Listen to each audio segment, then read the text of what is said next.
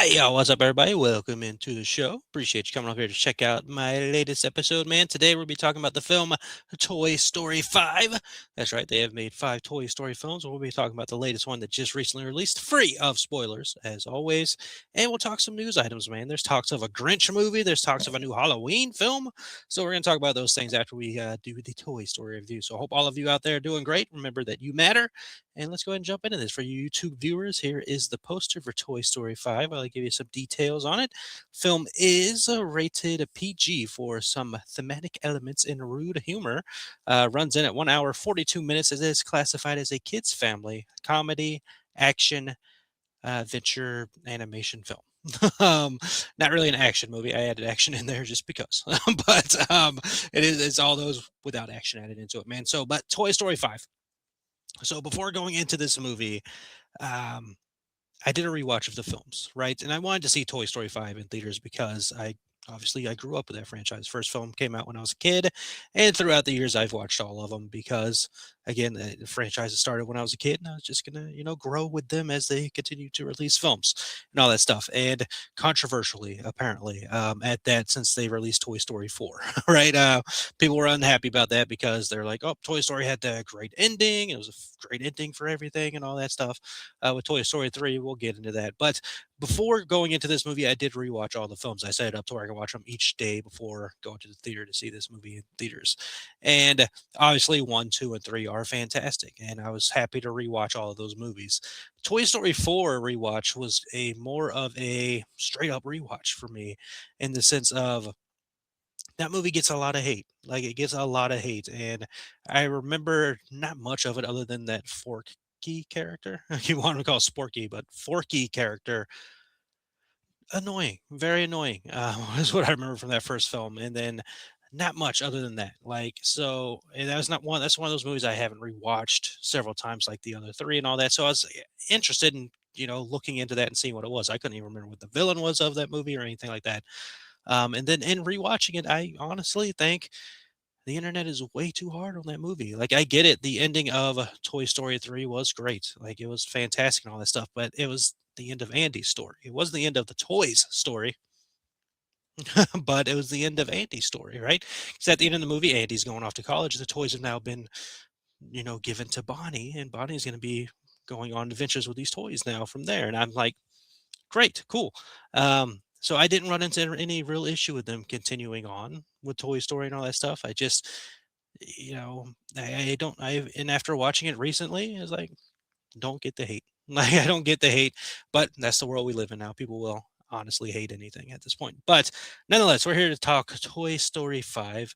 Well, we're here to talk the whole Toy Story franchise, and we just did that. So Toy Story 5, the idea of this film is very relatable, right? Toys are being vastly replaced by technology in this world. Like most kids are using iPads or whatever instead of playing with toys. And it's sad. It sucks. As a kid growing up, I went through the same thing. So I have personal experience with this, even though I'm older than most kids, obviously, of this generation and what they're going through and having the iPad and all that stuff. What they're playing with. When I was younger, I of course played with toys. I was growing up during the Power Rangers craze, so I had the Power Rangers toys that I played with, and of course tons of WWF at that time toy figures that I played with as well. But the invention of video games really started taking off when I was a kid. And we had the Sega Genesis and all that stuff, and my world went from playing with toys to playing video games, right? And I can understand it on the emotional level and the intellectual level that they're going in with that because it's true. And now in this day and age, toys are mostly considered collectibles to where people just buy them and place them on their wall or on their shelf and just hold on to them until they get enough value and then they sell them off. Or some people just keep them for as long as they're alive, and then just have fun collection and all that stuff, which I also understand that as well. I've got tons of Funkos in front of me right now. Not tons, like maybe 20, but maybe not even 20. But almost all the Chucky ones, of course. But I like looking at them, and there's some I get the idea, and I completely understand and embrace it. And I follow some toy collectors and toy channels on YouTube and all this stuff. So I get the idea of the journey of collecting toys and all this stuff. Some people open them and display them. Some people leave them in the box and never let them breathe. And all that stuff. It's your own prerogative. I don't know the rules of how that stuff goes and all that. Um, but I get it to that degree. So this film is dealing with the toys are now, of course, with Bonnie. Woody is off searching and helping other lost toys, which is an admirable thing for him to do. Because if you remember Toy Story 4, Bonnie wasn't really paying much attention to Woody. Woody wasn't really her character. She played more with Jesse and the other toys that she had and all that stuff. So for Woody, he did go through that bad a little bit, but it ended up being out there to help lost toys and all that stuff, which understandable and good storylines and all that stuff. So Woody's not really too much of a factor for the most part of this movie until later on, and you've seen it in the trailer, so that's not really a spoiler.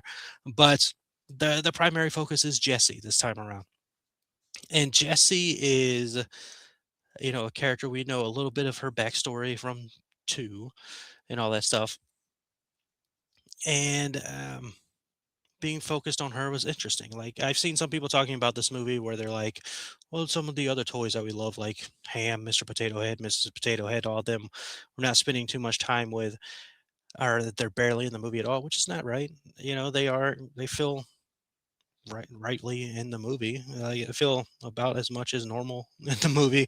Maybe not as much as normal, maybe a little bit less time, but it didn't feel like they were missing all that much. They weren't too integral to the storyline that they were telling, of course, throughout the movie. But I feel like that's part of the process sometimes, even with these movies after rewatching them recently. But she's the main focus and all that stuff. We're going through this journey with what she's going through. She's kind of in the Woody area now, to where she's lost in the fact that Bonnie has taken on to this leapfrog thing, right? Lily frog and all that, and with kids, like we mentioned, with their iPads, she's playing with that and she's getting with that, and there's some emotional stuff going on with her too, which is leading her to use this more than playing with her toys. And there's stuff going on from outside forces that are making her second guess about playing with her toys and all that stuff. That's leading her into more of the lily pad process and all that stuff. So there's the storyline of that, and of course, the story of what's going on with Jessie. And if you remember her backstory of her being let go and not no longer being cared about or played with and all that stuff, to now she's back in this situation again with Bonnie and all that stuff. And then of course you have Buzz's storyline with what he's trying to do with how he's feeling about Jesse and all that stuff. And they're working through that process, and we're going on this journey and all that stuff. And we're going on the journey to find the way to make Bonnie essentially happy, right? Because she's going through a lot of stuff in this movie. And it's sad to see, because she's just a kid, and just realizing all of that stuff in the real world is how it really is. It's just sad to see happening on the screen, especially in an animated film. But those Pixar movies do that all the time. And very good story, man. Very good, very well put together story. And we go on this adventure and this journey. Of course, talking around myself, not to spoil anything, obviously, but it handles itself very well. It handles itself very well, and the dynamic between Jesse on this journey, to where she's running into more technological devices and all that stuff, and the fact that they're bickering, they're having their arguments and all that stuff, and figuring out if they can do anything to help get Bonnie in the right process, and how all of this stuff's going to go and all that in this journey that they're going on. Very interesting story, very compelling story from start to finish. So I liked this movie a lot. I think it was very well done. I think it did great, and it's one of those things you run into when the movie gets to like its fifth in a franchise. You're like, okay, let's see how it goes. I just mentioned Chucky. His fifth movie was Seed of Chucky, and that movie is what it is. But sometimes when you get to the fifth movie in franchises, it suffers. But Toy Story, every single one of those movies have been really good. And they've been really good. And if you care about ratings and all that stuff, all of them are in the 90s. Like, I know they were trying to lead with this movie being, oh, there's the lowest rated Toy Story of all time, not mentioning the fact that it's a 95. Like, it's in a franchise that all of its, ratings are in high 90s. This movie, yeah, of course it's lower. It's at a 95 instead of a 97. It's the clickbait world we live in now with technology and the unfortunate side effects of technology. But I liked this movie. I think they did a really good job of what they put together here. I think the story is very compelling, very emotional, and beats throughout the film. Got its comical moments, as it normally does in the Toy Story world. I like how they handled Woody and bringing Woody back into it and all that stuff. I like what they did. I think it was a good journey. I think it was interesting and all that stuff. And have no real issues with the movie itself overall. There are two credit scenes, one that mid credits and one end credits. Mid credit one is the fun one. The end credits one's not really anything. To be honest with you, just throw it out there. Not really anything. If you want to stay and watch it, go for it. But it's not really anything. Like it's not anything you have to stay in theaters to see at all. To be honest with you, it doesn't really set up anything or do anything. It's kind of more of a callback to a thing. That's not really all that important to begin with, but that is the idea of the credit scenes and all that stuff. But I liked it, and I saw they were talking about Toy Story, and they wanted next. They're obviously going to do another one, and he's wanted to give a good ending for Bonnie's trilogy because Andy had a good ending for his trilogy. So Bonnie, of course, will have a trilogy, which means another film. Um, will be coming for Toy Story, and then we'll see where it ends up going from there. I know a lot of people are like, "I'll give the toys to Andy's kids." We don't know if Andy has kids. I don't know if that was ever talked about or mentioned, and who knows if Andy has kids, right? There's a whole generation now where people don't want to have kids. So who's to say he even has kids?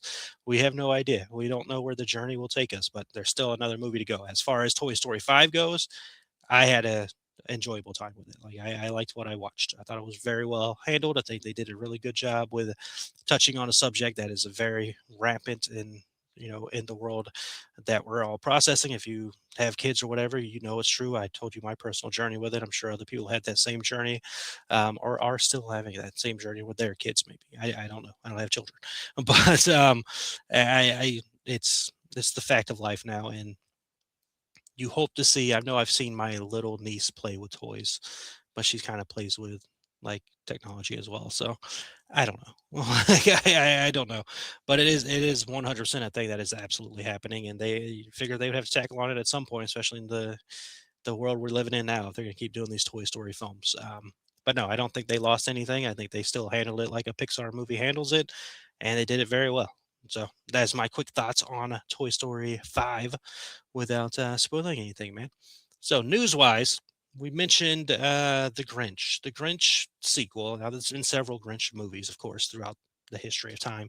But the one we're talking about here is the live action one that came out 2000 something. I don't know. But it was early 2000s, I think. But I remember loving that movie, man. It stars Jim Carrey as the Grinch and all that. And I absolutely love that film. And it's go to watch every single year during the holidays, right?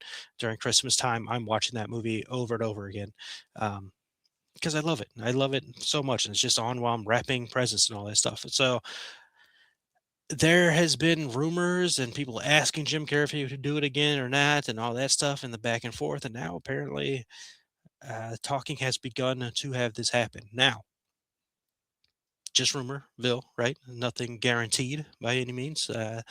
But I don't know what a Grinch sequel would be, especially a sequel to that movie. Like, I don't know where you would go with it. Would it be something I'd want to see? Sure, I love Jim Carrey. I'm down for a Jim Carrey movie.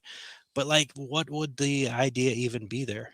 I don't know if there's been sequels to the Grinch story before. Again, there's been multiple animated versions of the same story, just with added elements or different elements a little bit. But for the most part, it's always kind of the same storyline. So I don't know what the sequel would be. Does he and Martha May have a kid? Cindy Lou? Does Taylor Momsen come back? I'm sure she would. I don't know. Like, I have no idea what that would be. Like, honestly, the more I'm talking about, I'm like, I mean, I still feel the same way. We don't need it. I'm not gonna sit here and be like, oh my god, I can't believe they're making it. But we don't need it, obviously. But I can't even fathom what it would be about. But if it happens, Jim Carrey's in it. Why not? I haven't watched the other Grinch movies, to be honest with you. The one with Benedict Cumberbatch. I have not watched that one. I think there's another one. Maybe? I don't know. I saw the trailer for that Cat in the Hat movie before this Toy Story film. Like, that hasn't come out yet. The one with Bill Hader. I'm like, has that movie not come out yet? Apparently not. I swear I've seen the trailer for that movie for years. Maybe it's a sequel. I don't know. But yeah, nonetheless, there apparently is rumors flying around of a Grinch 2 live action film starring Jim Carrey. So be on the lookout. I believe Ron Howard is talking about in talks as well. So we'll see if it happens. And whatever it ends up being, we will talk about on a later episode. All right. And last bit of news to touch on here before we get out of here. Hard hard turn here to a whole completely different genre. Even though Toy Story does have its terror moments, nothing as horrific as the horror realm itself. But Halloween is coming up on a big anniversary in a couple years. 2026 right now, and 2028 it hits its 50th anniversary. And there's all kinds of talks of what are they going to do and all that stuff. I believe there's talks of a convention. They do it on every anniversary, it seems. And of course, this will be the 50th and probably the biggest one, um, maybe even the last one. So there are talks going on, or there's rumors that Miramax, who has the rights to do this, are going to do a film for the 50th anniversary. What the film would be, who knows? I doubt you get Jamie Lee Curtis back, but especially after those Blumhouse films. So the last time we saw the Halloween franchise, Michael Myers, all that stuff was 2022 with Halloween Ends. And we knew the character would be back. We knew that world would be back, obviously. Like there's no real, as far as film wise, the last time we saw him. We know there's a video game coming out this year. I don't know the exact time. I think it's September. I feel like it's coming out like sometime close to my trip at Halloween Horror Nights. I don't know, but it's coming out this year. That's the most recent time we've seen Michael Myers. Is going to be this video game format. As far as film wise, we haven't seen him since 2022. And again, we knew the franchise would be back. This is one of those horror franchises that will take a break and then it'll be back. One of the biggest names in horror. It's never going to just go away. It'll take time off, and it needed to take time off because we're now adjusting after a trilogy from the Blumhouse world. Feel how you feel about it, whatever. Storyline wise, we don't know what it is, what it would be. I seriously doubt it's a continuation of the storyline. We've done that several times, right? We've had, there's so many timelines in the Halloween franchise, man. But it's being rumored that they're talking about releasing a film. Now there was some rumors of a TV show that apparently fell through or were recently canceled, but the rumors of a movie is now taking place that they want to release on its or around its 50th anniversary, which again is 2028 since the first film came out in 1978. So, did you just start fresh? Just whole new idea, whole new world? Keep it not a sequel? Do you just run in that realm of, oh, it's Halloween again? Because we've had Halloween, we've had Rob Zombie's Halloween, we've had Halloween 2018. What do you do? Halloween Reborn? What is it? Like, what is it going to be? But you know what will be? I'll be there to see it, of course. I'm a sucker for these movies. I'll watch them, and I'll support it, and we'll see what happens with it. But apparently, talks are in the process of trying to do that, which makes sense. I mean, you want to do something for a 50th anniversary is a big anniversary, so you want to do something for it, and that's, oh God, I don't know the month in time of when it came out, but from the recording of this episode to late end of June to 2028, you're looking at year and a half, some change, year and a half less, year and a little less than a half until 2028 is, out there, or we're in 28 world. You can probably do it. If you don't over budget it, like if you don't over budget it, you make it simple, you make it at a calm budget. I'm not saying make it like this movie, but obsession it, right? $750,000. You don't have to over budget make a Halloween film. Like, let's be honest with you. It's a guy in a freaking mask terrorizing kids in a town. You don't have to over budget it. You can probably make it pretty quickly. Don't make it too quickly and make it a terrible movie, but you can make it pretty quickly. You can get it done. Who knows? I'm here for it. But let's see. How do you feel, man? So pivot back. Toy Story 5. I liked it. If you saw it, let me know in the comments what you thought about it and all that stuff. Keep it civil. Keep it nice. And how do you feel about the rumors of a Grinch film sequel to the Jim Carrey movie? Or how do you feel about the next Halloween movie? How do you think it's going to go? How do you think it'll work out? I just punched the freaking table while I'll record it. But we're going to go ahead and get out of here before I injure myself at an inconvenient time. But appreciate you watching this. Hope you had a good time. We will be back with more stuff. Like I mentioned before, you may have noticed if you've been a long time viewer, thank you very much. I've added my Halloween Horror Nights stuff to this channel. There is a video coming for Halloween Horror Nights Stranger Things talk. I was just collaboration video with the Death Curse Club is out now. You can check that out. It should be on here on this YouTube channel. It's also on over there on their YouTube channel. We talked the Stranger Things season 5 announcement for Halloween Horror Nights and stuff we or how we feeling about it, all that stuff. I will have another episode coming out on this channel about that announcement, as well as Stranger Things history at Halloween Horror Nights and some more stuff, man. So be on the lookout for that. That'll be out this week, and that'll do it. Appreciate you all watching this. As always, like to remind you again that you matter. You're capable of incredible, incredible things. Trust in yourself, believe in yourself, keep going forward. I know it gets tough sometimes, man, but just keep pushing forward. Pressure makes a diamond, right? So you keep going forward. You'll get there. Whatever needs to happen for you will happen for you. But just keep believing in yourself because you truly do matter. And we will be back with more things to talk about soon. It is Supergirl week. Can't believe we're waiting toward the end of this. Supergirl review coming up for you on the next movie review on this channel, unless something wild happens. That'll be the next movie review for all of you. But again, appreciate you. Thank you for watching this episode, and we will be back with more later.